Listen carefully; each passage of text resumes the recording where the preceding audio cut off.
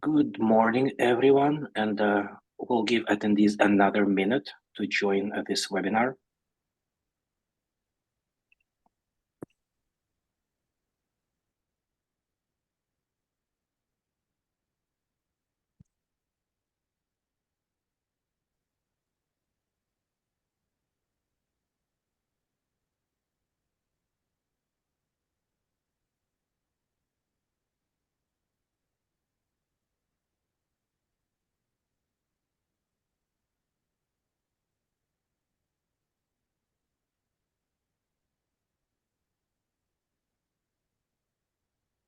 Well, it is 10:01, and we can start. Now, officially, good morning to everyone who joined us today. It is third Thursday of a month, which means WiscNet's Teach and Learn is here. It's January 2024. Happy New Year to all of you, because it's the first time we actually see you this year. And we're excited about our guests today, our partner, Netsweeper organization. Um, as some of you remember, in the summer of 2022, we issued our RFP for a filtering solution. And it was a long process, and our members assisted us with it. And with the help from our members, we did award the contract to the Netsweeper. And today we have them here to talk cybersecurity and their product. Before we move on to the presentation, couple housekeeping notes. This session is being recorded, and everyone who registered for it will get a recording. And if you have any questions, we'll have some time in the end of it. So you can either save those or you can leave them in the chat.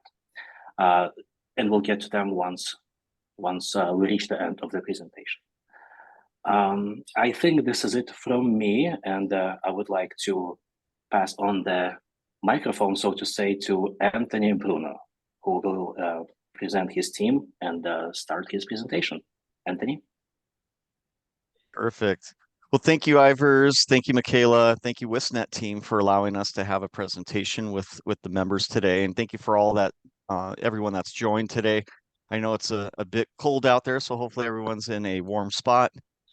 Just wanted to first start with who I am, who's also on the line from Netsweeper.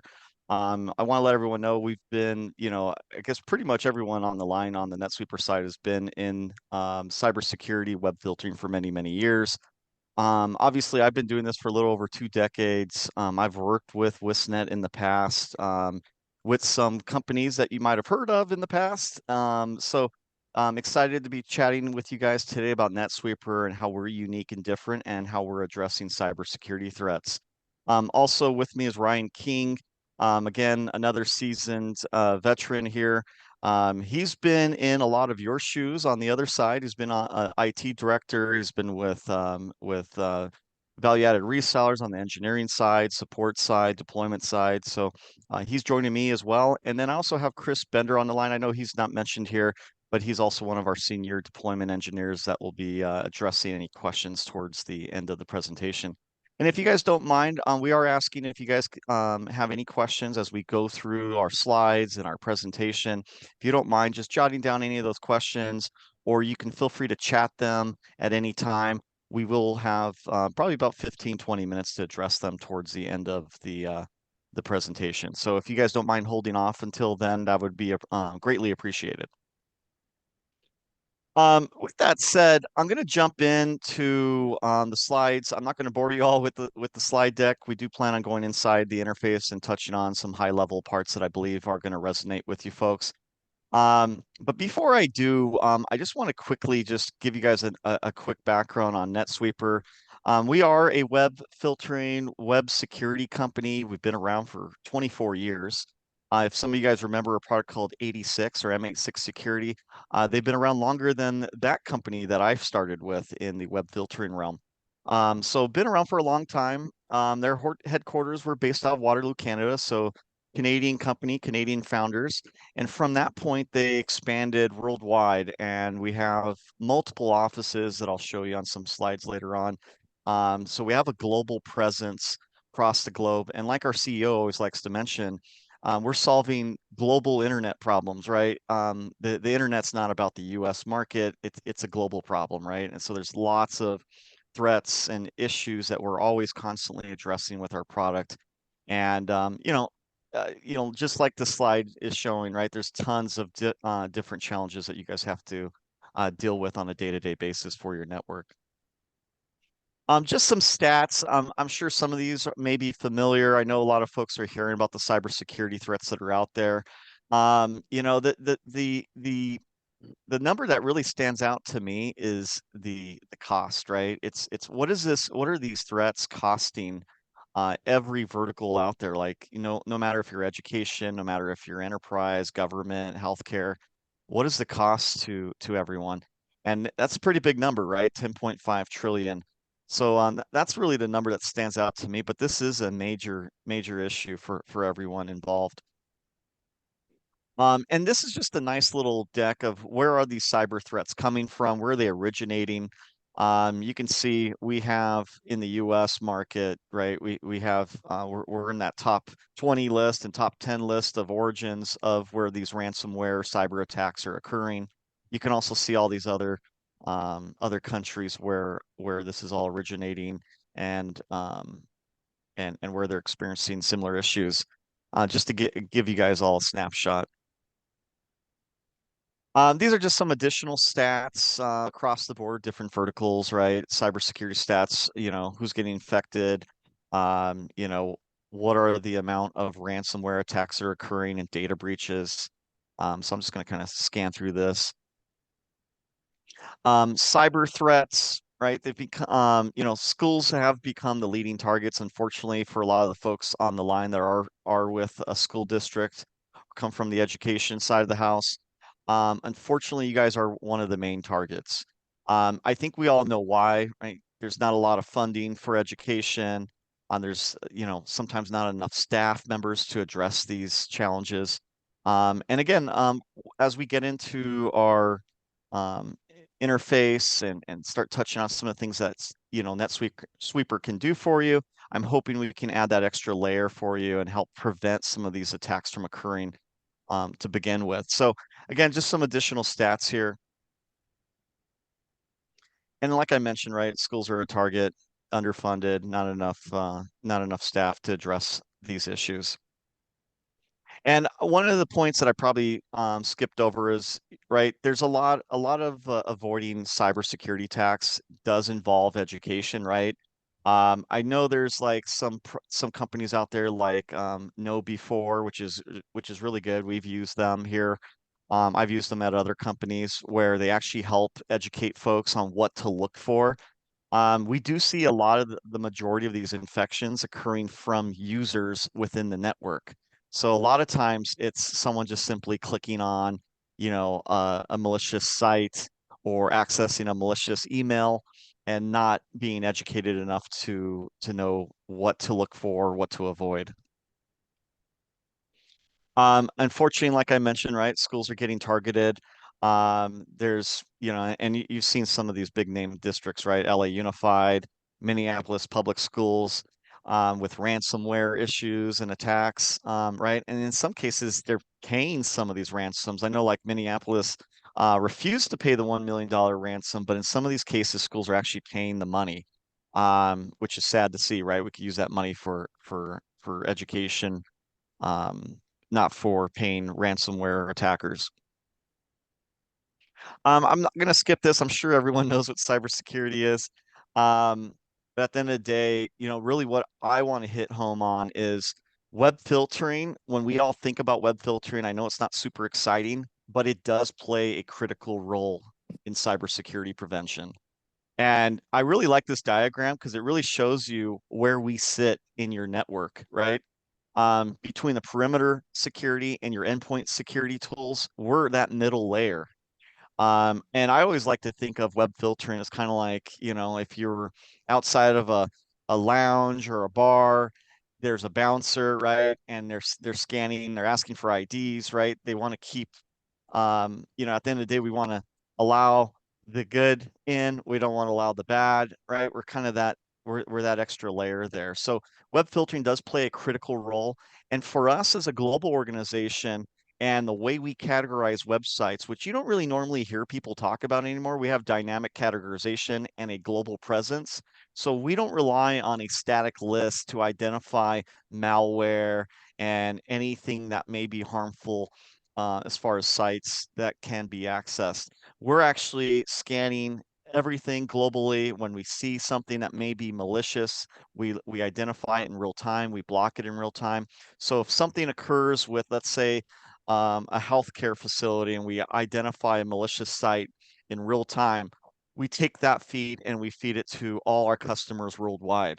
And that's one of the things that we do really well. And we'll touch on that. And we'll show you in our interface how we address, and categorize sites dynamically. And I think that makes a big difference. A lot of web filtering manufacturers I've worked with have static categorization. That means a static list, just kind of like a spam filter where they're just looking at just a set list of malicious sites, whereas everything that we do is dynamic. So we'll touch on that. But again, we play a very critical role in your network, in that network security section. Now, let's go ahead and, like I said, I apologize, I had to bore you with some slides, but let's jump into the interface. Let's show you and highlight a couple things that I believe are going to really benefit you and your organizations, and not only provide the filtering features you need and granularity and reporting, but also, like I mentioned, address their cybersecurity threats. So with that said, Ryan, I'll hand things off to you to the more exciting part of the presentation. So I'll let you take it from here. Thank you. All right.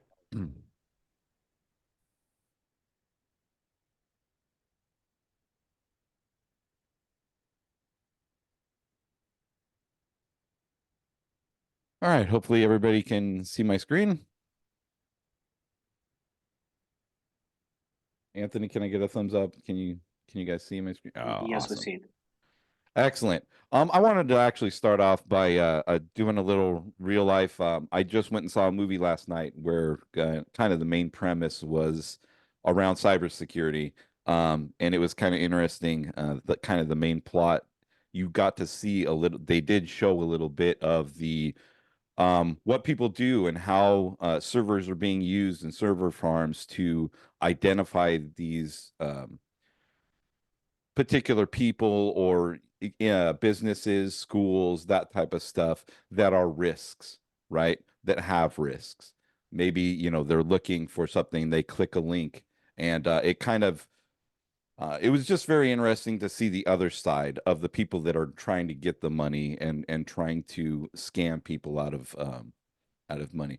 So again, when it happens, I think it's important to know that there are products out there that allow you to kind of minimize your risk or um, be a little bit more um, safe when it comes to, hey, if I click this link, or if there's requests that are going outbound, that layer 7 security that Anthony was talking about, it's very important to know what stuff is going back and forth from your computer into the cloud.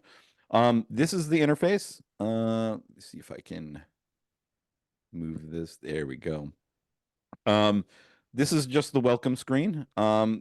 We do a lot of stuff by groups. Basically, you group categories, and these can be imported into our system from directory sync, or we could just create manual groups. So if you want to keep things simple and just have maybe a IT, a staff, and a general public users interface, just have 3 groups. And that's what we'll do is this demo is specifically for schools, but it can be anything here. I'm just going to drill down into these groups. So you group these basically people, right, and or devices into these groups, and those groups will then be filtered a certain way. I'm just going to kind of jump into the categories. We're looking at the staff at school 2. So we do have complete downstream management. So if you have users that you want to bring in to help you categorize or take those groups and add block lists to them or allow lists to them, we can do that. We do have templates built into the product that allow us to easily kind of have a strict, moderate, or relaxed policy for a certain group of people. And again, we have a very, very robust, there's a lot of web categories. We do add an easy little quick add feature here where you can just start typing and it'll come up with suggestions as to what you want to add. If you want to add sports and you just click the sports, it'll automatically allow it to add it to the block.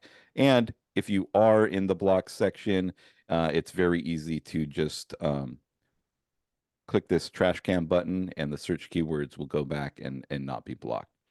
Anthony mentioned one of the main points or a place that we can shine is via our geo blocking.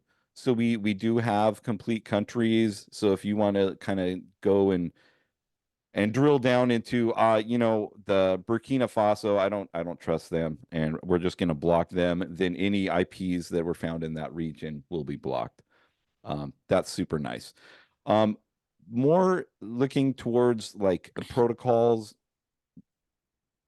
and we can block VPNs. So that's one thing that a lot of kids or customers will try to get around is I can get around this web filter by installing a VPN and that type of stuff. We can block that right at the source there. As well as we do have a very robust web app categories. So things like social networking, and you can go to Facebook and block certain portions of Facebook. You can not allow the like feature or stuff like that. As far as YouTube is one of those as well. We have 90 web categories. I always like, because we are focusing on cybersecurity, we do have ad blocking as well as adware, malicious websites, malware, phishing, those remote access tools. And then we can block known viruses and web proxies. I'm going to jump over here into the live stats. We do have a public website that allows you to see exactly how many we're categorizing every day. Within the last 24 hours, this gets updated every 24 hours. It is kind of live. And again, as of 24 hours ago, we've identified 14,000 new web proxy sites that we've already put into it's real time. So once we see a new URL, that new URL will go into our CNS, our category naming service, and it will scan the page. This all happens within milliseconds and come back with a result, and that will automatically get thrown into the categorization. As Anthony said, many other companies don't do that. They'll just buy a list that's updated maybe once a week, that type of stuff. So this is real time. If somebody finds a threat, or if we identify a threat in India, it's going to be, once the schools come online in the United States, it's already going to be blocked. So, real quick, Ryan, if you don't mind, if you yeah. could go back to the stats. One other area, and this might affect some of the schools on the line as well. Languages has been widely used as of probably the last couple of years to circumvent filtering, get to malicious sites. And in fact, we were chatting with a school district that was supporting around 100,000 students and found out that they had kids that were using Mandarin to get around the filtering product. And those kids not only got around the product, but then they all downloaded Roblox to their machines, caused some sort of a virus, which ultimately caused them to replace several devices for those students.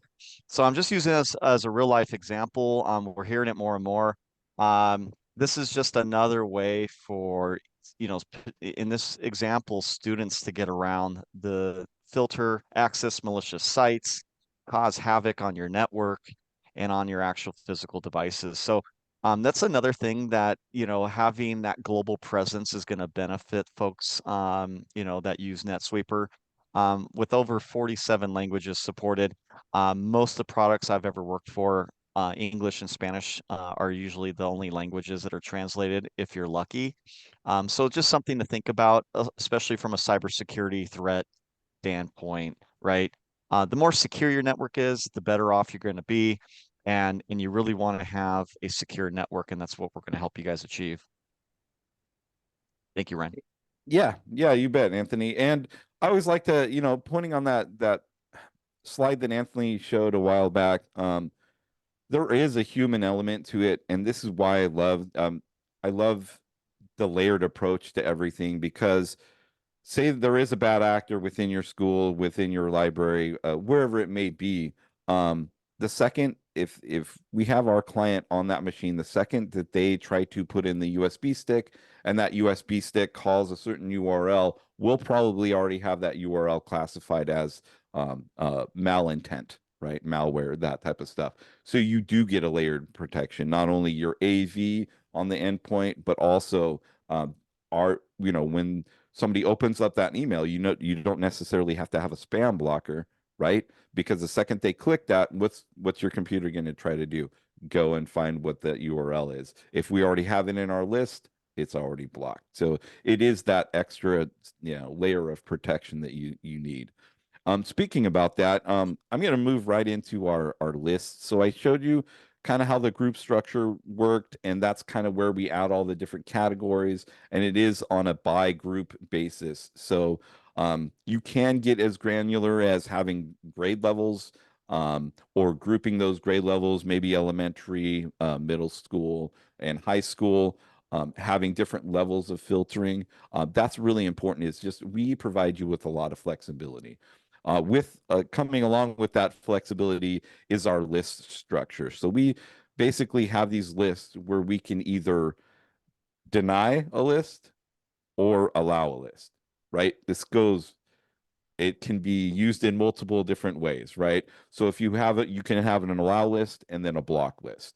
And any website or URL or even parts of URLs, we can explicitly block them or we can explicitly allow them. Most people don't give you this feature. They just say, hey, it's in this category and it's blocked, and you don't have any say. We give you the flexibility to make these lists, make these exceptions. I used to work in at a company called Esports Arena.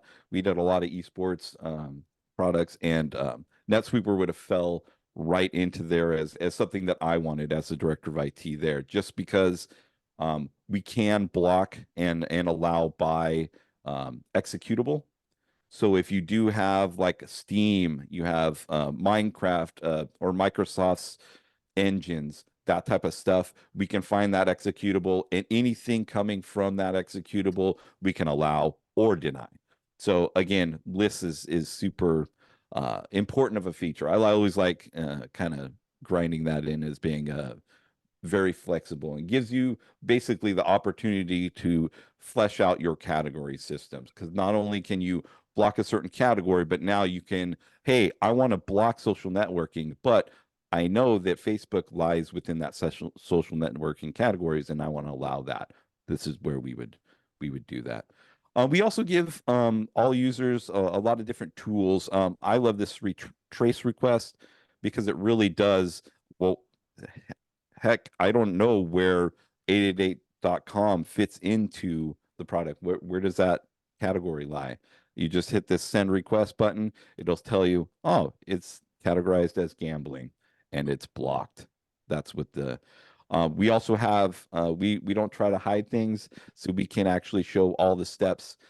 So it will actually go through and tell you every step that we took in order to make that decision for you. So again, if you want to search by a certain client name, whatever group they're in, we give you those tools. I did talk about directory sync a little bit. We do have integration with the major players there, Active Directory, Google Directory, Open Directory. And again, that would be to get in to the groups or kind of take your group infrastructure and throw it into our interface.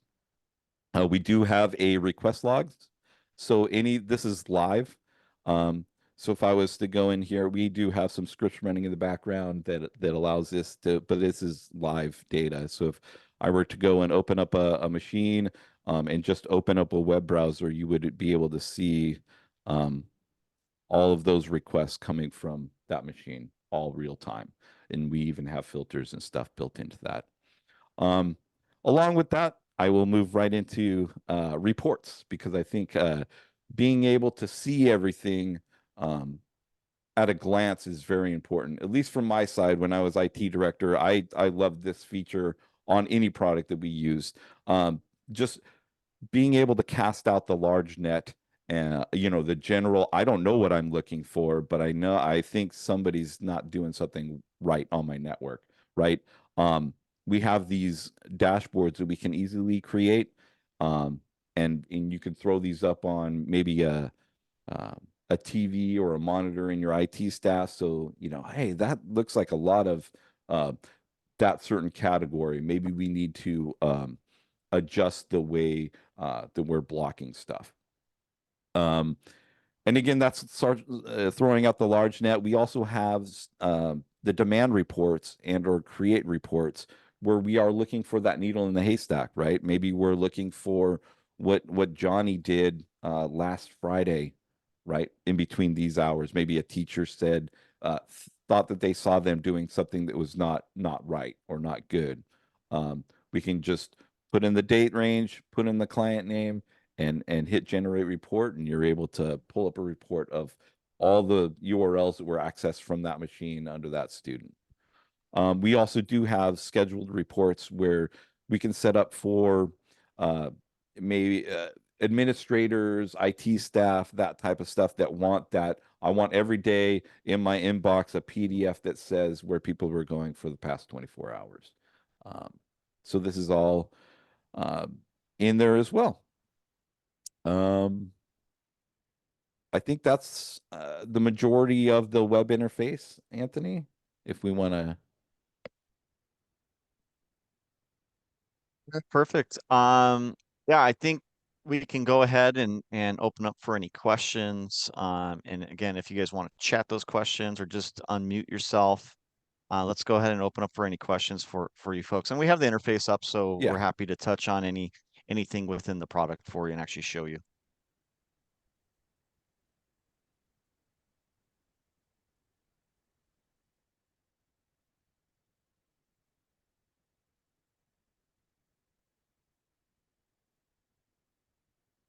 Seemed like I explained it too well.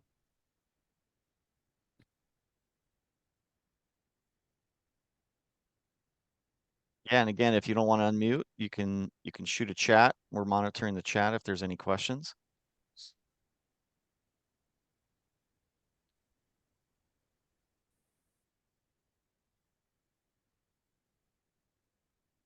All right, if there's no questions, if you are interested in learning more about Netsweeper and really want to have a demo or presentation or even evaluation that's more tailored towards your network needs, you can feel free to contact WiscNet. They have my contact information, or you can feel free to reach me as well. In fact, I'll go ahead and just kind of copy and paste my contact information. So if there's anyone out there again that wants to learn a little bit more, talk about your, any of your needs, we're happy to do that. So let me go ahead and, like I said, I'll copy my information and I'll send that over to you guys. But again, I'll give you guys one more opportunity. Is there any questions on anything that we covered? Anything that we didn't cover?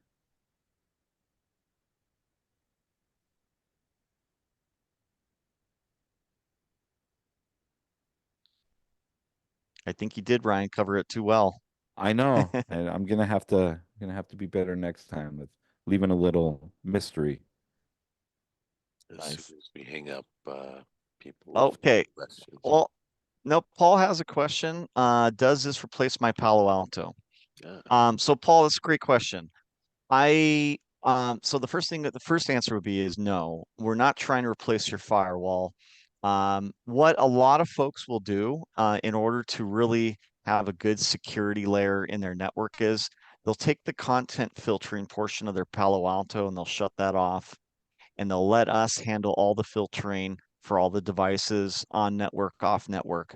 So we're basically another layer in front of the firewall. But my advice doing this, for 2 decades is let the firewall be your firewall. Let us be your dedicated web content filtering security solution.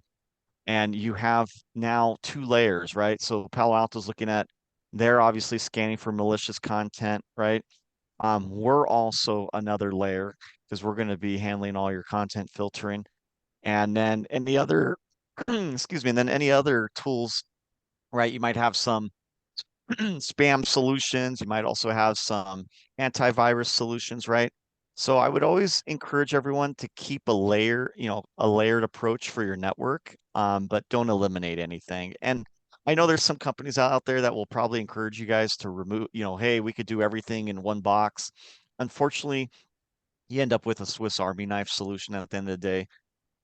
So I wouldn't recommend, all in one that's going to give you everything, right? Put dedicated solutions in place, have those layers, because at the end of the day, there might be something that maybe goes through the firewall and we end up catching it or vice versa, right? Anthony, So, Paul is yep. saying, so no more Go Guardian. Yeah, if you're using GoGuardian, if you're using some of these other products out there that offer no security, in my opinion, it's not doing you a service. It's not addressing the security needs in your network. No, there's specific products out there that do really good things, for specific things like classroom management and other tools. But from a content filtering standpoint, you want to have a robust solution that's looking at, you guys probably already heard this before, right? Layer 7 solution that can do full SSL decryption for you.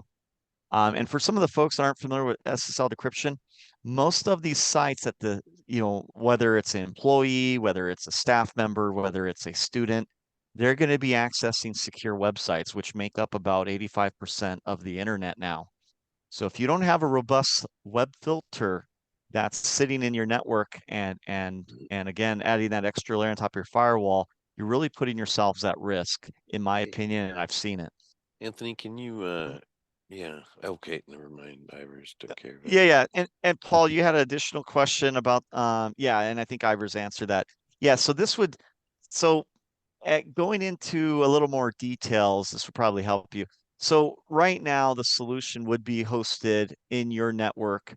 Our most popular deployment and what we usually recommend is our cloud-based deployment, where we actually have an agent or extension, depends on the device type, that actually sits on the device and it scans all layer 7. It gives you guys a full SSL decryption capability and it gives you unlimited scalability no matter what your bandwidth is.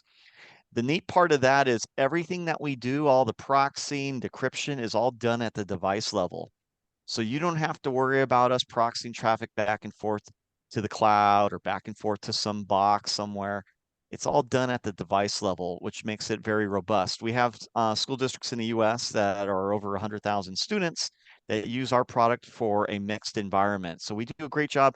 Chrome is the easiest device to manage. Where a lot of manufacturers fail is Windows machines, MacBooks, iPads. We even filter Android devices. iOS and Um, Android. Yeah, yep. those have And been if you very guys have popular. any BYOD or guest network devices, we can also alleviate that from your firewall if you guys are using that today, or you guys could just keep that in place. But we have a solution for everything in your network. And like I said, Paul, I think I appreciate that question because I think that kind of helps a lot of the folks on the line understand. Again, if you have that firewall, keep it in place. Just turn off the content filtering and let us handle everything on site, off site. We want to get you away from having those additional or overlapping web filtering products out there, especially if they're not providing you layer 7 or full SSL decryption capability and those needed security categories that we offer. Great question. Yeah. We do provide all many different types of filtering, though, as Anthony mentioned. So client would be endpoint, and then our proxy and DNS solutions are in-network filtering types. Appreciate the question. Anyone else? And like I said, we're more than happy to have conversations with you about what you're currently using. I've worked with pretty much every web filtering, cybersecurity manufacturer, so I'm always happy to share, and help you guys with, you know, any questions that you guys have and how best to layer your security in your network, what's going to give you the most robust and secure results for your network. So if you guys are interested, again, my contact information is in the chat bar. We'll schedule a demo just dedicated with you and any staff that would like to join. And then if you guys are interested in pricing information, I know Ivers, Michaela would be happy to provide that. We do have special pricing for WiscNet members, which will give you guys some significant savings. So if you guys are interested in pricing or you know, any documentation, please reach out to us. I'm more than happy to provide you that information. I'm just gonna do one more last call. Any other questions?